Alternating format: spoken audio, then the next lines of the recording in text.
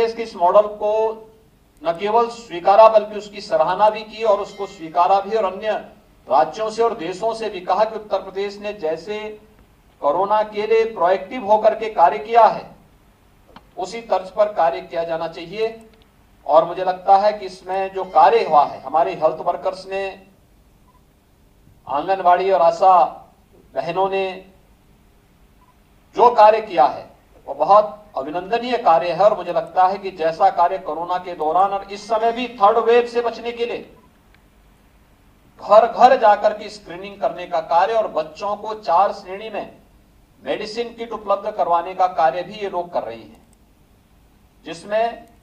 0 से 1 वर्ष, 1 से 5 वर्ष, 5 वर्ष से 12 वर्ष, 12 से 18 वर्ष, 4 श्रेणी के जो मेडिसिन किट वितरित की गई, इसको भी व्यापक पैमाने पे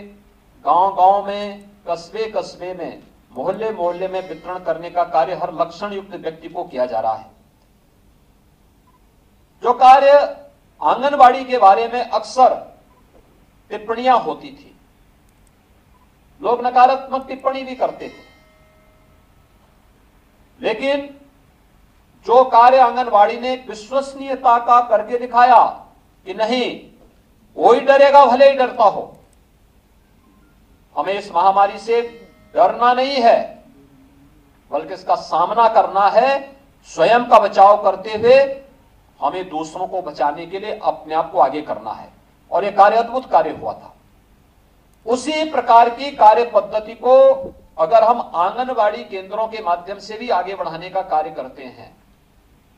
मुझे लगता है कि बहुत ही अच्छा और पवित्र कार्य होगा।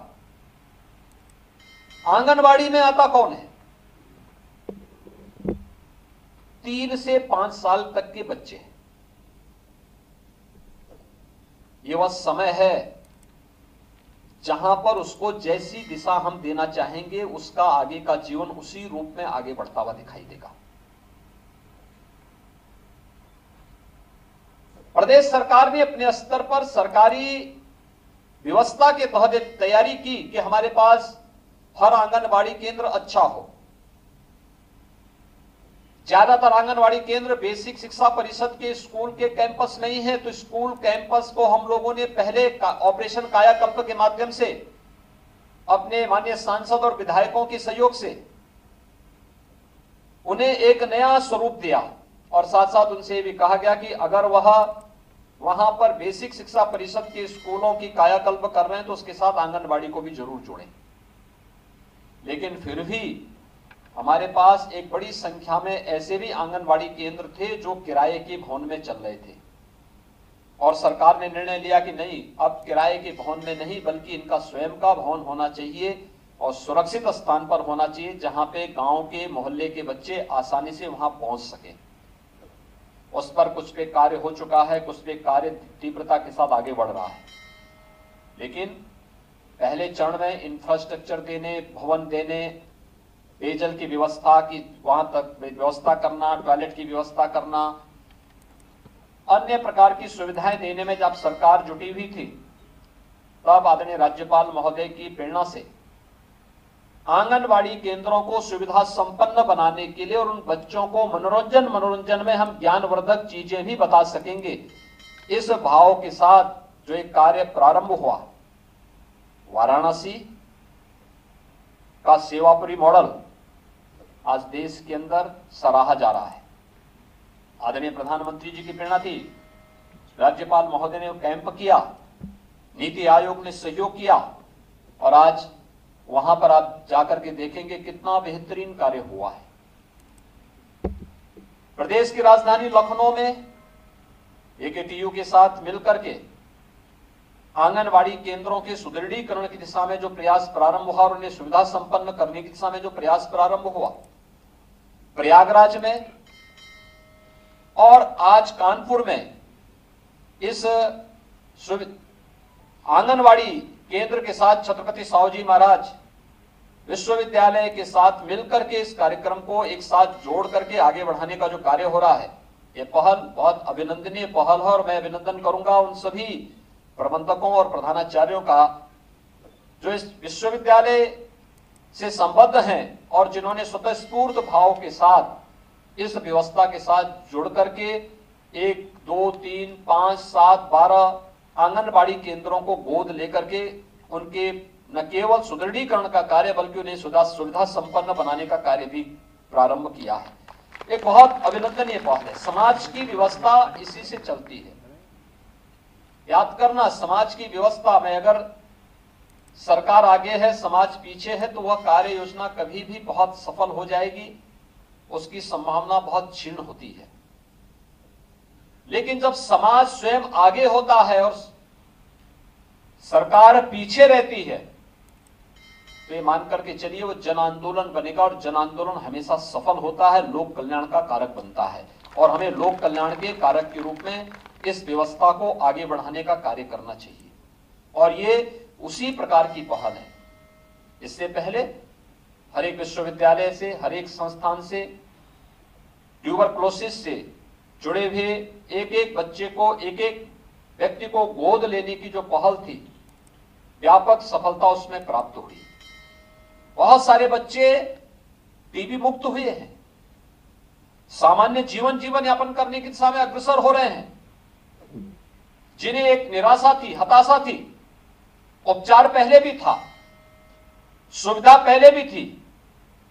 लेकिन हम समाज को उसके साथ जोड़ करके लोगों को उसके प्रति जागरूक कर सकें और उसके लिए प्रेरित कर सकें, एक बड़ी पहल है। और आदरणीय राज्यपाल महोदय ने इस पहल को आगे बढ़ाया है। मैं इसके लिए उनका हृदय से अभिनंदन करता हूं और प्रदेश वासियों की ओर से उनका आभार भी व्यक्त करता हूं। आज का एक कार्यक्रम वास्तव में उस वर्ग के बच्चों का है जो आंगनबाड़ी से जुड़े हुए हैं और समाज के अंतिम पायदान पर बैठे हुए हैं। स्वाभाविक रूप से आप समझ सकते हैं कि आंगनबाड़ी केंद्रों में किन बच्चों को हम लोग लेकर के आते हैं। उनके प्रशिक्षण, वहां पर उनके लिए आवश्यक बुनियादी सुविधाओं का अभाव बहुत बार होता है, जानकारी नहीं होती है। कोरोना के कारण विगत 16 महीनों से शिक्षण का कार्य स्कूलों में बाधित हुआ है। यद्यपि हम लोगों ने विगत वर्ष से तय किया था कि आंगनबाड़ी को हम प्री प्राइमरी के रूप में आगे बढ़ाएंगे। आदरणीय राज्यपाल महोदय ने इसके बारे में एक पहल की थी और राज्य सरकार ने निर्णय लिया था कि प्री प्राइमरी के रूप में हम इसे आगे बढ़ाएंगे और उन बच्चों को आंगनबाड़ी में न केवल सामान्य खेल कूद से जुड़ी हुई सुविधाओं के साथ जोड़ करके उनके ज्ञानवर्धन को आगे बढ़ाएंगे, बल्कि प्री प्राइमरी के रूप में उनके बेस को वहीं पे मजबूत करते हुए हम प्राइमरी की दिशा में उन्हें, उस बच्चे को अभी से प्रेरित करेंगे। लेकिन विगत 16 महीनों से कोरोना के कारण जैसे सामाजिक जीवन का प्रत्येक क्षेत्र प्रभावित हुआ है, वैसे ही शिक्षा जगत भी इससे अछूता नहीं रहा है। बेसिक शिक्षा हो, माध्यमिक हो, उच्च हो, टेक्निकल एजुकेशन हो या फिर अन्य क्षेत्र भी इससे बुरी तरह प्रभावित हुए हैं। लेकिन इस सब के बीच से ही हमें रास्ता निकालना है। कोरोना महामारी से निपटने के लिए सरकार अपनी तरीके से रणनीति अपना रही है। समाज उसके साथ मिलकर के, जुड़ करके कार्य कर रहा है। समाज और सरकार मिलकर के जब एक साथ मिलकर के कदम आगे बढ़ाती है तो फिर सफलता में किसी भी प्रकार का संदेह नहीं रह जाता है। और आंगनबाड़ी केंद्रों को सुविधा संपन्न बनाने, उनके सुदृढ़ीकरण के लिए की जा रही यह पहल अत्यंत अभिनंदनीय है। मुझे विश्वास है कि आदरणीय राज्यपाल महोदय की यह पहल पूरे प्रदेश के अंदर सभी आंगनबाड़ी केंद्रों को सुविधा संपन्न बनाने में न केवल विश्वविद्यालय, महाविद्यालय और अन्य शैक्षणिक संस्थाओं को बल्कि हमारे जनप्रतिनिधियों को भी इसके साथ जुड़ने के लिए प्रेरित करेगी, जिन्होंने ऑपरेशन कायाकल्प के माध्यम से पहले चरण में बेसिक शिक्षा परिषद के स्कूलों का और वर्तमान में प्रदेश के सामुदायिक स्वास्थ्य केंद्र और प्राथमिक स्वास्थ्य केंद्रों को गोद लेकर के उन्होंने एक जो अभिनव पहल प्रारंभ की है, इसी प्रकार की पहल आंगनबाड़ी केंद्रों को सुदृढ़ीकरण, उन्हें सुविधा संपन्न बनाने, आंगनबाड़ी केंद्र से जुड़े हुए बच्चों के साथ भी उनका एक इंटरेक्शन हो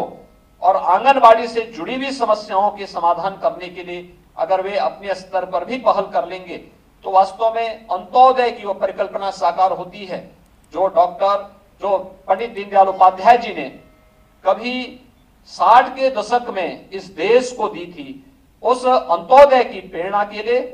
कानपुर एक बहुत आदर्श केंद्र है, क्योंकि पंडित दीनदयाल उपाध्याय जी से जुड़ी हुई धरती है